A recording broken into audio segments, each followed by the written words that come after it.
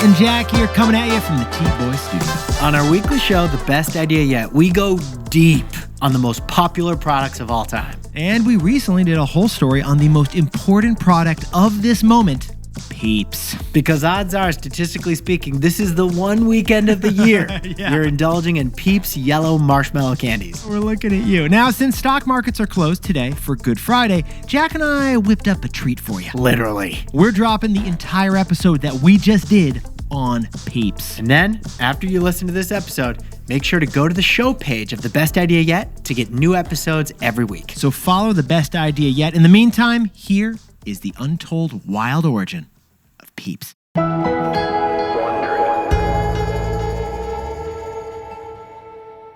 If you were a holiday, Jack, the holiday I think you would most identify with is Labor Day. I'm going with Labor Day. I'm intrigued. Why do you say this, Nick? Jack, I know you appreciate a short bathing suit to wear. I know you're proud of your thighs. I know you want to show those things off. You can do that on a Labor Day beach. So you're just thinking about like the seasonality of Labor Day. Yeah, kind of. Not the meaning of like valuing work. No, I'm talking superficially, Jack. You appreciate Tommy Bahamas. I think you have like 3 of the umbrellas. I have 4 of the chairs. Right. You like to bring people together at the beach. You're handing out coladas to everyone. I actually bring sliced limes for the Coronas to make the beach experience that much better. Jack, as a holiday, you are joy, you are summer, you are happiness, you are Labor Day. I am so flattered with that labeling. I gotta say, I didn't put a ton of thought into your holiday. That's very Labor Day of you because, it's kind of like you're taking a vacation from doing too much thinking over Labor Day. Yeah.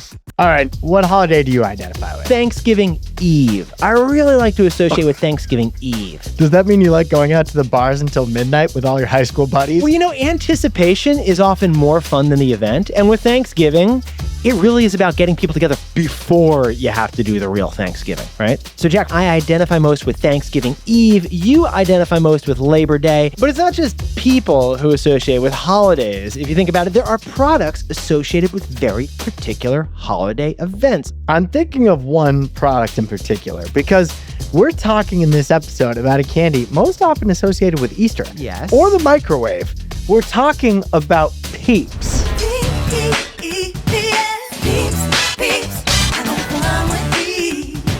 Wow, thank you, Destiny's Child, for that one. Nick, tell the people, are you pro-Peep or anti-Peep? Well, Jack, as a podcast host, we've got to drive strong opinions on this show, right? Yeah, you either love it or you hate it. So for the sake of the comment section, I am pro-Peep. Nick, I'll be honest, I've never eaten one. Oh. Like, they're that intimidating to me.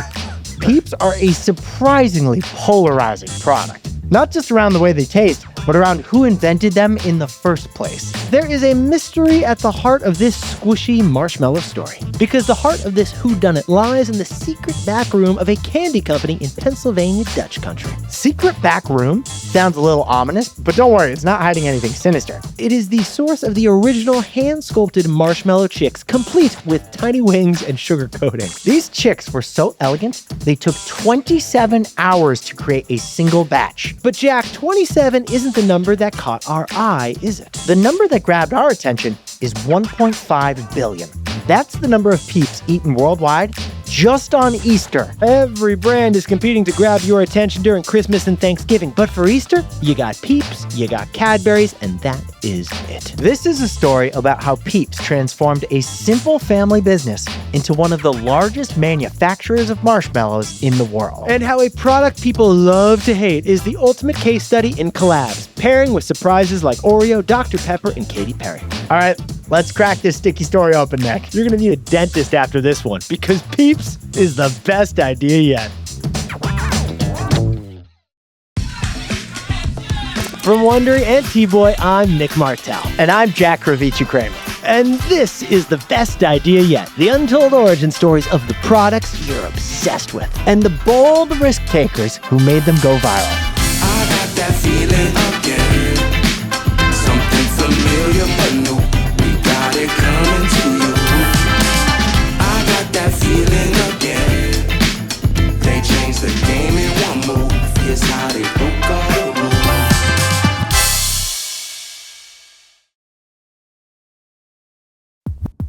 Have you ever walked down a street and suddenly just been hit with the smell of Delicious food. I love that. Like growing up, going past Levan Bakery on the Upper West Side at like 4 a.m. on the way to hockey practice, they'd be mixing the dough with the chocolate chips. It would like hit you in the face. It was wonderful. You know, for me, Nick, Subway sandwiches doesn't get a lot of love. But I'll tell you, the smell of their freshly baked bread, I absolutely love that smell. Well, in the 1920s, the sweetest smelling avenue in the world is Church Street of Lancaster, Pennsylvania. This street, it's actually home to the Lancaster Caramel Company, sending wafts of fresh butter and cream mingled with boiling sugar. The company, it was actually founded by Mr. Chocolate himself, Milton Hershey. You may remember Milton from our Reese's episode. We talked about how he got his start in Pennsylvania making caramels with milk from Amish farms.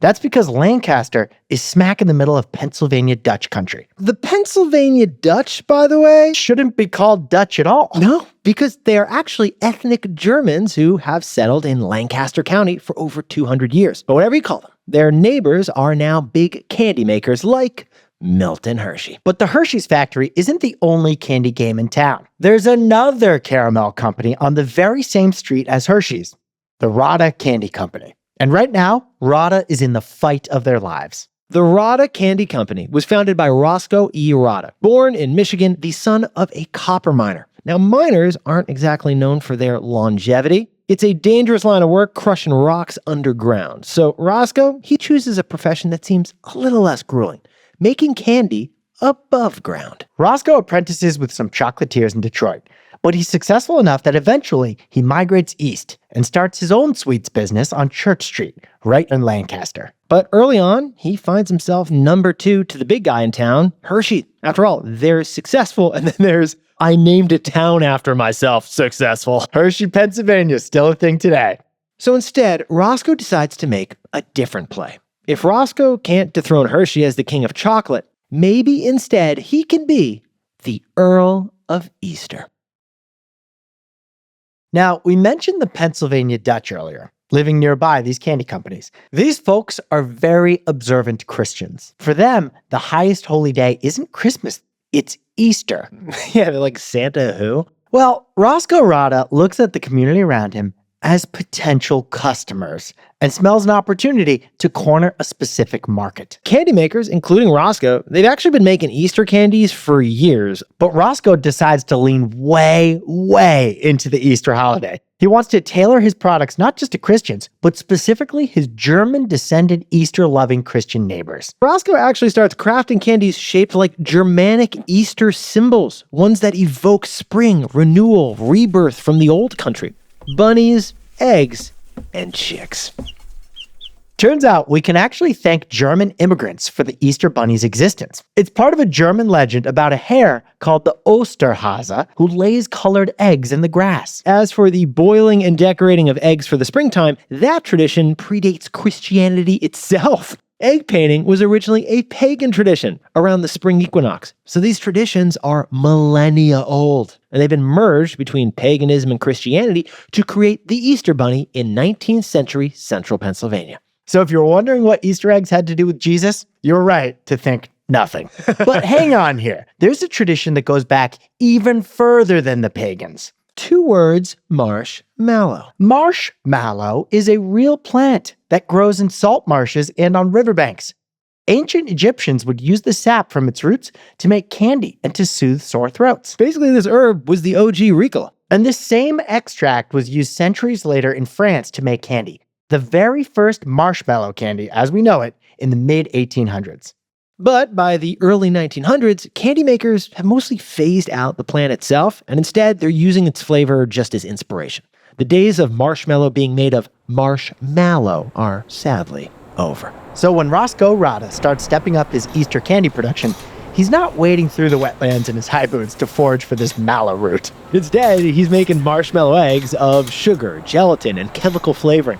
He's also making cocoa bunnies, chocolates in the shape of a cross. Oh, and one more Easter time candy that will really put Rodda candy on the map. It's time to introduce the Peeps. No, it's not, Jack. Actually, it's jellybeans. Like the small, round, choking hazard candies with a firm gelatin inside and a crunchy sugar exterior. So the pagans and Christians created the Easter Bunny and the Easter eggs, But American capitalism brought us Easter jelly beans. We should sprinkle on a little more context, Jack. Roscoe Rodda invents the jelly bean in the same way that, like, Thomas Edison invents the light bulb. As in, he didn't invent it. Yeah, not technically. He's the guy who perfects the product and makes it really, really popular. In 1920, he self-proclaims that his company is the Jelly Bean House of America in print ads.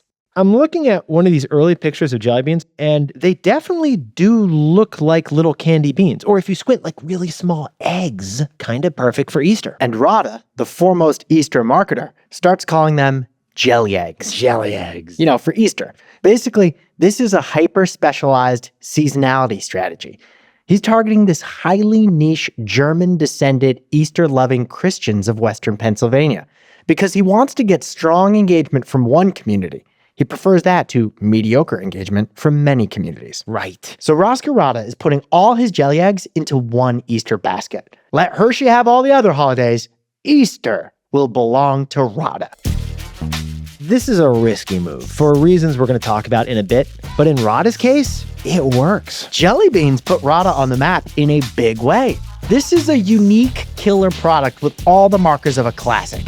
And that's still true 16 years later, in 1941, when Roscoe Rodda dies at the age of 79. But once Roscoe dies, sadly, the Rodda family, they don't want to continue on with the business. They want out. And thanks to their Easter jelly beans, they actually have a valuable asset to attract potential buyers. Ironically, the man who ends up buying Rodda doesn't celebrate Easter at all. He celebrates Passover because he's a Ukrainian Jewish immigrant with a serendipitous name, Born. Sam Born. Sam Born's company, Just Born, is actually a pun. It's named for its founder and his favorite advertising method. When Sam was getting started in the candy business, he put freshly made chocolates in his shop window with a sign that reads, Just Born, referring to how fresh these sweets are. This guy was born in Ukraine over 100 years ago, but he moves with his family to France as a teenager, the way a lot of Jewish families moved out of Russia in the early 1900s. And it is there that Sam learned candy making from French chocolatiers, which gave him a very particular set of skills once he moved to the United States in 1910. Now, immediately, he starts making his mark as a chocolate innovator. Sam Born is the second coming of Hershey. Sam designs a machine to put sticks into lollipops. He invents chocolate sprinkles. He even creates the proprietary coating around Edie's pies, formerly known as Eskimo pies. And this sugar-coated body of work is so impressive that Sam actually wins the key to the city of San Francisco. So in 1923, Sam takes his talents eastward to Brooklyn to open up his own shop. Now, besties, we told you that in the 1920s, Pennsylvania's Lancaster Valley was a hotbed of chocolatiering. So was Brooklyn, New York at the time. There was an entire chocolate making district stretching from the Navy Yard to South Williamsburg to Long Island City. Yeah, if you walk over to the East River, the Domino Sugar Refinery, now an apartment complex, was there for that reason. When Sam set up shop in North Brooklyn's chocolate district in the 1920s, it was like moving to the Bay Area in the 1990s or early 2000s. This was the Silicon Valley of sweets. Sam is at the center of industry innovation. In fact, Sam is personally credited with introducing New York City to French chocolate making techniques. But something interesting happens to Sam when the stock market crashes just a few years into his career. You'd think business for non-essentials like candy would tank, but Just Born thrives anyway. Sales for small chocolate indulgences actually go up during the Great Depression because they are affordable splurges. Just Born's candies do so well during the Depression, they need a bigger facility and to hire more workers. So in 1932, when almost a quarter of Americans were unemployed, Just Born moves to the fading industrial town of Bethlehem, Pennsylvania. It takes over an old print factory and recruits steelworkers who've been laid off. What a moment. The company keeps growing, and they start acquiring other candy companies, which help them come out with new products even faster. In 1940, Just Born invents Mike and Ike's, a classic movie snack. Then in 1950, Just Born invents hot tamales, a more mediocre movie snack.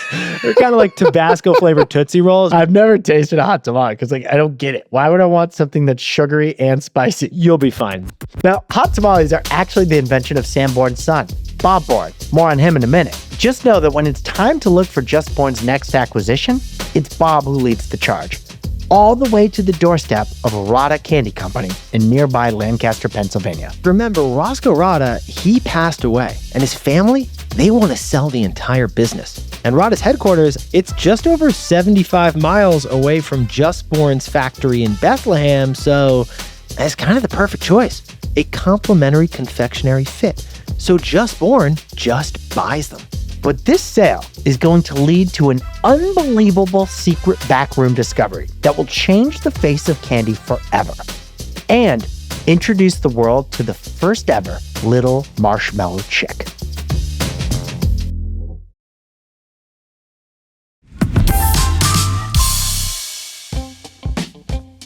Imagine yourself in the shoes of Bob Bourne. It's 1952. You're a Navy veteran with a degree in engineering who served in World War II. Now, you're working with your dad, Sam Bourne, the legend, at the company he started 30 years earlier. And you've just invested a chunk of change in acquiring a jellybean company. This jellybean company, the Rodda Candy Company, of course, makes more than just jellybeans. But the jellybean tech is really what you're after. It's Rodda's ultimate proprietary asset, their secret sauce. And since Rodda's founder, Roscoe Rodda, passed away, his family, they've been eager to sell. So you buy the company. Time to inspect your new property. You stride confidently into Rodda's Lancaster facilities, breathing in wafts of melting chocolate and spun sugar. Walking around the vast factory, you check out the equipment. The nozzles depositing sugar and gelatin into their little molds, the conveyor belts carrying trays of tiny jelly beans along their journey.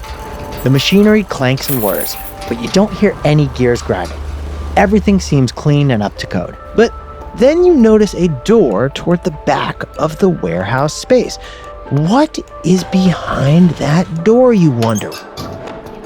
Once inside, you almost can't believe your eyes. A wildly different kind of production, like you've stepped 50 years back in time. No tidy rows of automated components, but crowded rows of women. 70 or 80 of them at once, all stooped over long tables, squeezing pastry bags by hand. Their forearm muscles strain as they push fat squiggles of marshmallow and uncooked egg whites onto trays in the shape of baby chicks with little individually sculpted wings. And when the chicks are finally set, the women patiently dust them with sugar, add little black eyes made of wax, and leave them to dry. Bright colors, puffy wings, awkwardly blotted eyeballs. They are not called this yet, but we would recognize them immediately as Peeps. How long do they have to sit like that? You ask a worker. How much time does this take? The woman squints at you. She speaks German, like most of the immigrant workers here, but there's no mistaking her answer. 27 hours. Bob is blown away by this. Rodda, this company he just acquired, they've been mass manufacturing candy since the 19-teens. So why are these women making marshmallow chicks by hand in some secret back room? It just does not make sense until he learns the story. So it turns out these chicks are sort of an off-the-menu item. Unavailable in Rodda's mail-order catalog. You can only get them for a limited time at Rodda's physical candy shop. We're talking limited edition, once-a-year items sold to loyal customers only. If you know, you know. They're basically the McRib of candy. But some customers don't eat them at all. They're using these paltry-shaped mini marshmallow sculptures to decorate with at Easter, like ornaments. You did mention earlier they were made with uncooked egg whites, so like maybe not eating them is actually a pretty good thing. Whatever they're for, Bob Bourne looks at these chicks and he sees commercial appeal. He's going with his gut on this, but if you've got enough experience in an industry, we believe a gut is just as good as data. He even knows what he will call them. Peeps. But Bob knows there's one massive problem here. You can't build a business based on a bite-sized treat that takes 27 hours to make by hand. So Bob gets to work solving the puzzle of mass-producing these Peeps, which he hopes will shrink down that production timeline. First, he's going to update the Peeps recipe. ditch the raw egg whites and the risk of food poisoning. The new Peeps, they're going to be made with just 5 things: sugar, corn syrup, gelatin, air, and food coloring. Oh, and according to the Just Born company, love. Oh, I love that. Next up, build the right machinery. And here, Bob's scientific expertise comes into play. Now, we mentioned Bob has an engineering degree. He actually loves building and he loves inventing. And so for the next 9 months, Bob basically just tinkers and ponders and draws up some blueprints for an entirely new machine just for these marshmallows. The pressure is on because Bob is in a race against time. Easter is right around the corner. If he misses the Easter sales window, it'll be a whole year before Peeps are in season again. But Bob keeps his cool. And at the end of 9 months, his invention is ready. It's a huge, hulking, automatic machine for mass-producing Peeps. He calls it the Depositor. It sounds like a direct-to-Netflix movie with Jason Statham, but still, love that he branded it. The Depositor may be bulky, but this thing moves fast. It cuts the time it takes to manufacture Peeps from 27 hours to 6 minutes. That's a 99% drop. We should point out, this new process is not without trial and error. Bob says the first batches of Peeps look more like seals than chicks. Hey, that's a problem because like coastal maritime mammals, that's not going to be a commercial hit at Easter. But Just Born is able to produce these Peeps in time for the 1953 Easter season. The color, by the way, they go all natural, yellow or white. Okay, very authentic, very real life. And they're packaged under the Rodda brand name in neat little rows of 4 per package. Oh, by the way, the Rodda family, they've got an opinion on this, and we will get to that strong opinion later on. In the meantime, I'm looking at this picture of the first ever commercial Peeps, these old school Peeps, and honestly, they seem pretty close to what you'd see sticking out of an Easter basket today. A row of 4 plump, wide-eyed chiclets staring out from behind the saran wrap box. So once these Peeps are actually out into the world, what is the verdict? The verdict is 2 wings up. Peeps are one of the rare instant hits of business. Unfortunately, we have 0 sales figures from this time because private family-owned companies often keep their revenue numbers private. But we do know this. Peeps continued to be produced every single year ever since that launch. Except for when they briefly shut down in 2020 because of COVID, but that's the one exception. But other than that, you've got new Peeps cropping up every springtime, just like the first tulips of the season. I love how you put it, Jack. Because just like Roscoe Rodda before him, Bob Bourne is going to double down on seasonality. But he's going to do it in a way that really grows the product. Step into our office because we're digging into some sweet business strategy. Seasonality by itself isn't actually good or bad. Seasonality just means that the sales of a product are affected by the time of the year. Think pumpkin spice lattes in the fall, Aperol spritzes in the summer, or tax season, when tax prep companies flood the airways from February through tax day on April 15th. As Jack and I like to say, seasonality, it sells, baby. When a product becomes part of an annual ritual, that is a profit puppy. But seasonality is also a double-edged sword. The thing that makes someone want to buy a product in July makes them not want to buy the same product 6 months later in the winter, which leads to the seasonality paradox. By their nature, seasonal sales are limited to one time period. But Nick, that limitation is key to the product's demand. That limitation drives enthusiasm and makes you want to buy them during that season. Starbucks could extend PSL year-round. Pumpkin spice lattes 365 days a year because there is such high demand for them. But would they be as demanded if the window to buy them was actually unlimited? Speaking of Starbucks, PSL season is not their only seasonal play. They've got lavender latte season in the spring, frappuccino season in the summer, and red cup season. That's all of December. Starbucks has created an entire portfolio of seasonal products so they can capitalize on seasonality all year round. They're getting creative.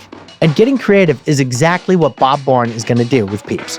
Peeps themselves are for Easter, of course. Because when else is a baby yellow chick going to spread its wings? But once Bob has established the Peeps brand in the consumer marketplace, he's going to dip a toe into other holidays too.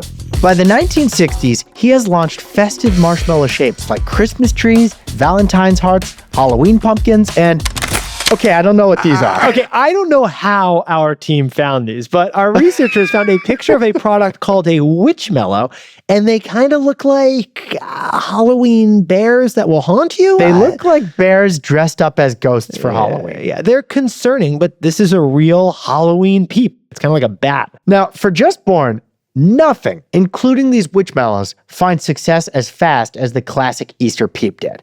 Just Born reports that around 70% of peep sales happen at Easter time. But this means that 30% of sales are happening at other times of the year. That's not small, Nick. 30%? No, those are good numbers, Jack. And it happens because Bob decided to make a play for the other seasons. So in a way, Peeps is kind of getting the best of both worlds here. They're showing up to celebrate every holiday with us. And there's one season, Easter, that they basically own. In fact, more than half of American consumers see Peeps as the first sign of spring. Can you believe that? Forget groundhogs. Peeps, they don't need a shadow. Peeps have reached peak seasonality. They're more than sugar, they're a symbol. And products that are symbols have longevity. Once they're here to stay. And that is not a joke about these marshmallows being physically indestructible. Peeps' strategy and its success stay virtually unchanged for over 7 decades. Though they do lose their wings in 1955. The depositor machine doesn't do wings very well. Even the parent company, Just Born, is still family-owned and operated today right out of Bethlehem, Pennsylvania. When company founder Sam Born dies in 1959, his son, Bob, takes over as president. He'll stay in charge until the 90s and then pass the torch to his son, Ross. That's a huge deal because according to the Small Business Group score, only 12% of family businesses make it past the 3rd generation. So they're doing pretty well. If you're running a family business, you know that is not easy. Bob himself lives until he's almost 100 years old. He only just passed away in 2023. Well, maybe Peeps have long-lasting health benefits we don't know about, Jack. Well, I don't think we can legally suggest that, Nick. No, we just did. So with Peeps, you have this cute, classic marshmallow treat with a great story, invented by one candy maker, acquired and perfected by a second candy maker, and then enjoyed and scaled throughout the world. But none of that answers the biggest question that we have about these chicks. How exactly do they go from candy to cult? The morning is still, the fog clinging to the field of battle. 2 brave contestants stand at attention as squires prepare the jousting grounds. Sir Yellow casts a wary glance at his foe, Sir Pink, and grips his lance. Which one will prove the more pure of heart? Which brave knight will emerge victorious from the microwave? Okay, these aren't real knights we're talking about. It's a pastime known as peep jousting that gets popularized on YouTube. Each peep combatant is armed with a toothpick and sent into a 30-second battle to the death in the microwave. As the heat cranks up, the peeps swell and warp, and whichever one's toothpick pierces the other one's first wins the battle. Although sometimes the winner is just the peep that, ends up the least melted. Peep jousting becomes a viral craze around the year 2006, and people are still doing this almost 20 years later today. Peep Joust has its own hashtag on TikTok with millions of views. Like lip sync challenges or Mr. Beast, Peeps owes their success to the web. Peeps blow up online. Then this ancient company starts earning organic press offline. This isn't just us speculating. The rise of the internet also saw a major rise in Peep press coverage and brand awareness. This actually leads to a Just Born branding decision that is going to have some really big implications. For years, Just Born maintained strict boundaries separating true Peeps, as in the Peeps shaped like baby chicks, from all the other marshmallow treats. The trees, the pumpkins, the witchmallows, etc. But in the early 2000s, Just Born starts packaging all of their marshmallow treats under one single Peep branded umbrella. Because honestly, it's just too recognizable a name to not capitalize on. Suddenly, bunnies are Peeps. Christmas trees are Peeps. Those bears dressed as ghosts are Peeps. Yeah. This is all part of a deliberate strategy to convert all the attention they're getting online. After all, Peep is like a whole lot easier to Google than sculpted marshmallow candy witch thing. And this creates a marketing feedback loop that raises the Peep profile in the digital world and in real life. People run science experiments. They invent oddball Peep recipes. And of course, do arts and crafts with Peeps. And that's why this is such an incredible business benefit. About 1/3 of all Peeps are used not for eating, but for decorations and arts and crafts. Like the Washington Post Peep Diorama Contest. That's been running on and off since 2006. Called the Peep Show, naturally. That's good, by the way. Last year's entrants, they included Peep Jeopardy. I see Peepenheimer Jack, and there is a multi-layered Peepception. A peep within a peep within another peep.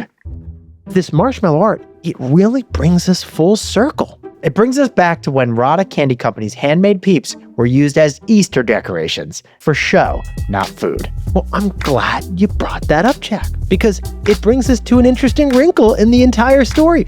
When Just Born bought the Rodda brand, we mentioned that they kept the Rodda name on all the Peeps packages. They had the option to kill the old brand name, but they kept it instead. After all, Rodda was already established as a brand that makes Easter products, so why change it? Well, here's the reason, Jack. According to some Rodda family members, they really don't like the family name being associated with these marshmallow chicks. That's right. It turns out the original creators of Peeps hate Peeps.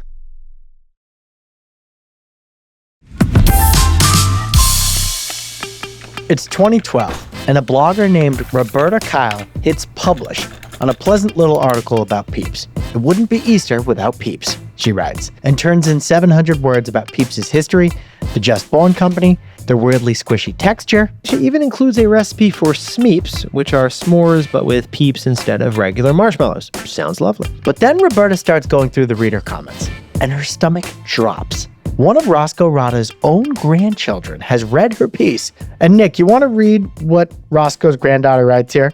I want everyone to know that my grandfather never made a peep.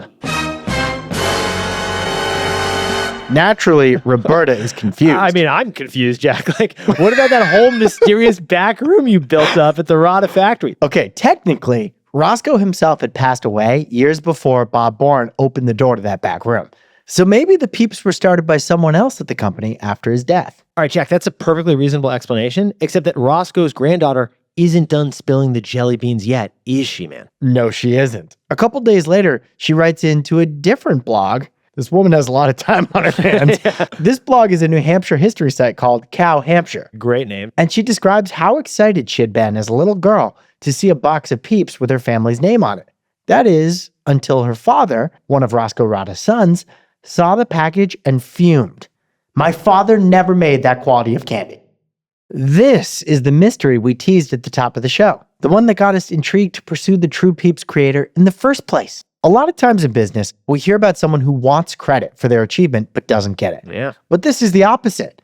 The Rodda family got the credit for Peeps, but they don't want it. Which is the big question we still haven't answered, Jack. Why don't they want the credit? What is your theory, man? I think this is the Roddas making a distinction between their handcrafted Peeps before the acquisition and the mass-produced modern version post-acquisition. All right, I gotcha. I see what you're saying. The OG Peeps used real piping bags, 27 hours of labor. They were really making birdie meringues. On the other hand, the Just Born Peeps are made by a machine glopping marshmallow gelatin onto a tray. Maybe it's like how some people don't consider Ready Whip to be real whipped cream.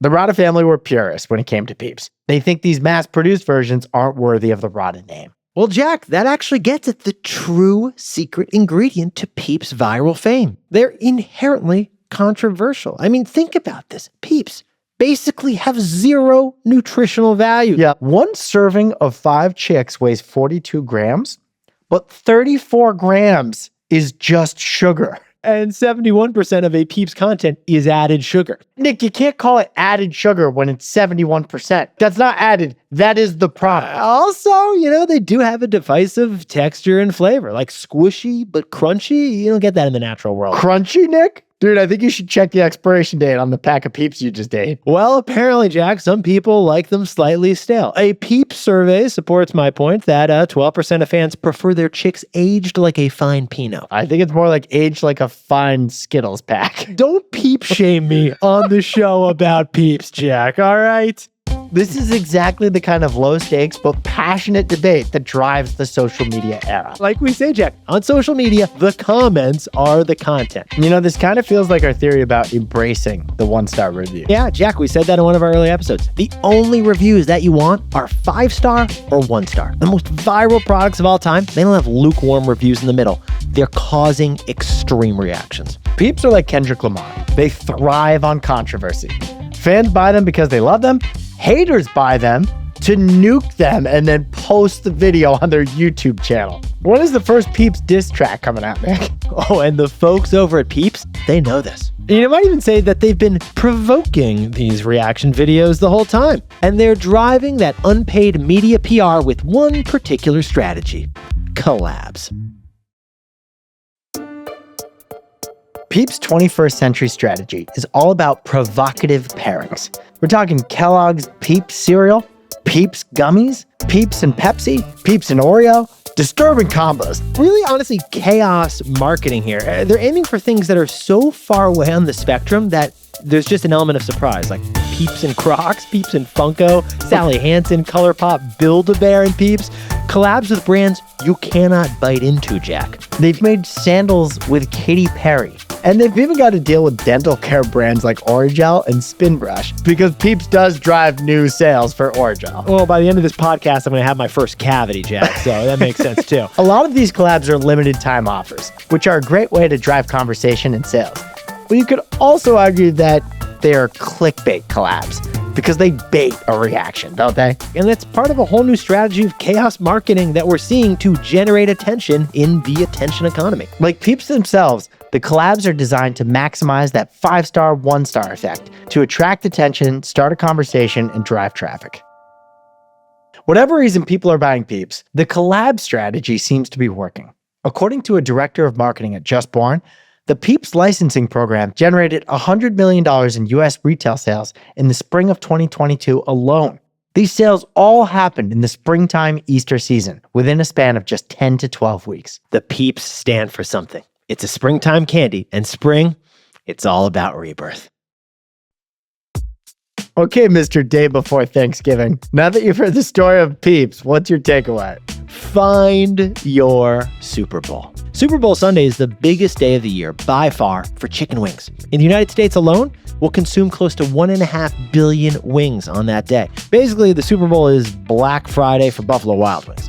But there are other days throughout the year that brands can grab onto and use a single day to drive their sales. For example, Guinness owns St. Paddy's Day. Mariah Carey, she owns Christmas time. And Mattress Firm owns President's Day for some random reason. And Easter, that's owned by Peeps. If you're a recycled paper company that saves trees, build your marketing push around Arbor Day. Instead of being moderately present throughout the year, be fully present one day of the year. Own that day, make that day your Super Bowl. Although don't choose the actual Super Bowl Sunday for your day. That one's taken. Pick a day when TV commercials aren't $8 million for 30 seconds. And then make that day your Super Bowl. All right, Jack, what about you, Mr. Labor Day? What's your takeaway? You don't just need an R&D team. You need an Area 51. Every company has research and development. It's standard on the corporate accounting sheet. But the R&D teams that really make a difference are the ones that are isolated, like physically separated from the rest of the company. That physical separation protects the team from feeling the gravitational pull of the status quo. Netflix, when they first developed their streaming platform, they built a physically different office for the streaming team so that the DVD team and the streaming team never spoke. And that way, the streaming team could really innovate. Well, the Rodda company did this too with that Backroom where they created the Peeps. Putting on your mad scientist hat makes you more likely to try out something unorthodox or wild. And these experiments can become your best ideas.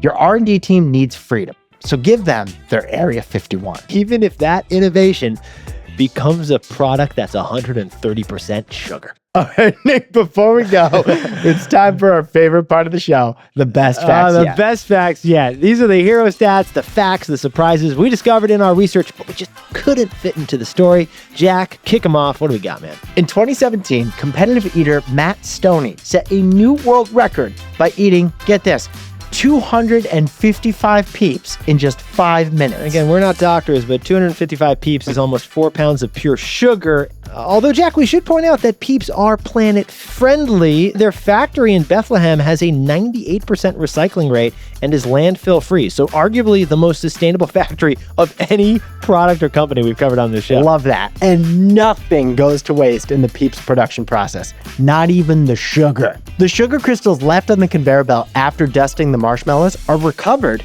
and transferred back to the beginning of the production process to go through the process all over again. Amazing. It's basically regenerative peeping. And finally, we talked about Peeps' legendary indestructibility. Well, in 1999, researchers from Emory University put that to the test. They did an experiment trying to dissolve Peeps using water, and then acetone, and then sodium hydroxide, and even sulfuric acid. Nothing could kill the Peep.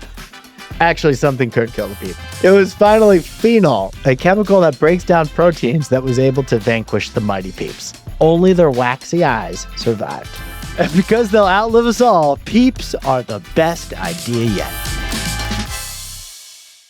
Coming up on the next episode of The Best Idea Yet, put on your backyard camo and turn on the hose, because we're talking about the Super Soaker. And hey, if you have a product you're obsessed with, but you wish you knew the backstory, drop us a comment. We'll look into it for you. Oh, and don't forget to rate and review the podcast.